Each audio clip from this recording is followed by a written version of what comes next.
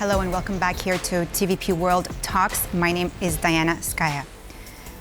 Now, the ongoing conflict between Israel, Iran, and its proxy Hezbollah has significant ramifications beyond the Middle East. And it's affecting not only regional stability, but also security dynamics in Europe. Now, with Hezbollah's ties to the Islamic Republic and the increasing tension on Israel's northern border, Europe is going to need to carefully evaluate these implications for its own security, especially given recent incidents such as the shooting near the Israeli consulate in Copenhagen. Now, to explore how this conflict is impacting Europe, I'm joined by political analyst Denys Kolesnyk. Sir, thank you so much for being with us here on World Talks on TV World this morning. So let's talk a little bit about what happened in the recent escalating situation. Israel got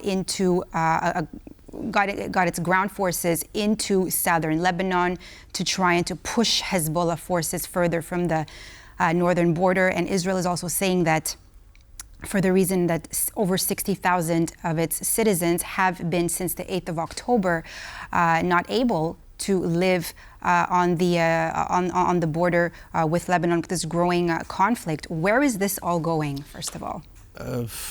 First of all, I would like to say that there are some similarities with the April attack, the Iran attack on Israel that happened in April. I was there, I remember. Oh, wow. But at the same time, the scope is a bit different, because this time the Iranians, they used mostly the ballistic missiles, while it wasn't the case back in April. In April, it were mostly drones and other missiles, and Israelis had hours to prepare, brace the attack, and this time it happened in a few minutes. At the same time, with the help of the Western powers and Israeli air defense systems, layered defense systems, there are 3 layers, they managed to destroy almost all missiles, and this attack didn't cause much of damage. But the problem is, at the same time, the internal dynamics, in my opinion, in Iran that were somehow pushing them to carry out this attack. First of all, generally speaking, I think that the fact that Iran launched this attack, it means that it is right now in a position of, not a position of force, but on the contrary, it is a weak position. And I explain why. Because first of all, the Israelis were hugely undermining the capabilities of Iranians and Iranian proxies, and we know that in the war against Israel, because one of the key ideas of Iran is to destroy Israel, and so they were highly reliant on Hamas and then on Hezbollah, mostly on Hezbollah, because it's a much stronger proxy. And we've seen that Israelis have carried out different sabotage operations and significantly undermined the capabilities of these proxies, and therefore the capabilities of Iran to carry out its operations. And I would say, Iran is a power of nuisance. Mm-hmm. And also there is another aspect, is that in Iran the local population is not, Iran doesn't have much to propose to the locals. That was my next question, if I can just interrupt you. I wanted to ask you here on what you were saying is, how do Iranians view this attack? That, over 180 ballistic missiles were fired towards Israel. Now, do they view this as a failure or as a success? Because we're getting very conflicting reports here. Indeed. First of all, when we look at the presentation of this attack, so when Israeli decided to carry out, to bomb the building where the Hassan Nasrallah was at that time, we've seen that Benjamin Netanyahu was personally giving the order, and it was broadcasted. At the same time, the Iranians did the same. They were broadcasting this order to strike Israel. But at the same time, we have to remember that those were the Revolutionary Guards. The RGC, yeah. Yes, exactly. And this morning, actually, I was reading some feedback from people. It was interesting to understand what's happening. And actually, the opinions are different.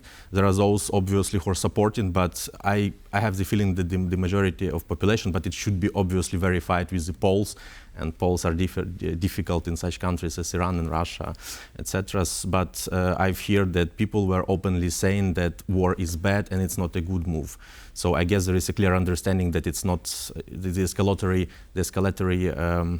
move is not a good move, neither for Iran nor for Israel, obviously. I mean, Prime Minister Benjamin Netanyahu literally had addressed the nation, particularly who he wanted to address were Iranians, saying that you will be rid of this regime sooner than later, really hinting to Iranians about this poison, if you can call, that's the Islamic Republic.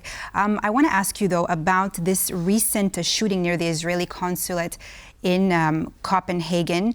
Now, does this suggest potential spillover effect of the Middle Eastern conflict in Europe? How do you see this? Well, what are the implications? First of all, when in Western societies, I'm not talking about Poland because Poland doesn't have an important foreign population from the, let's say, Muslim countries or African countries, and we have the important part of population in France, in Germany, in Denmark, in Sweden. And obviously, when you have certain amounts of foreign population that may share some of the ideologies of their countries from where they are coming. And there are actually two aspects. One aspect is that Iran may communicate to its people and proxies in Europe, and we know that there are such people, and to orchestrate attacks. But at the same time, we should not rule out the possibility where just a lone wolf attack, when a person just decides, okay, I have to do something because it's a holy jihad against Israel and against the West, and because some people believe in different propaganda that the world is guided by the Jews. So basically attacking French government or attacking Polish government or attacking, German government is a good move. It's a good cause to fight against Israel. So I guess we have two possible options, but at the same time I would stress that for obvious reasons that the security services of all European countries, I guess, right now are on a high alert. So aside from the European security services, how do you think all of Europe should respond? I mean, we know that just a short while ago, Germany brought back in tighter border controls, but what further could Europe do to try to avoid these kind of terror attacks? First of all, it would be a mistake to just tie such threats to migration. But at the same time, there is a part of migration that constitutes, that may be used and instrumentalized by certain powers and create a threat for our societies.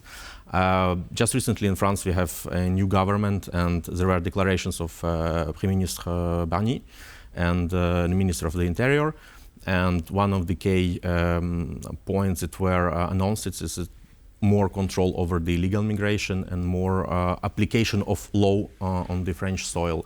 And I guess the Western societies, they have to be more right now cautious about this question, because it's not possible to filter people and know what's happening.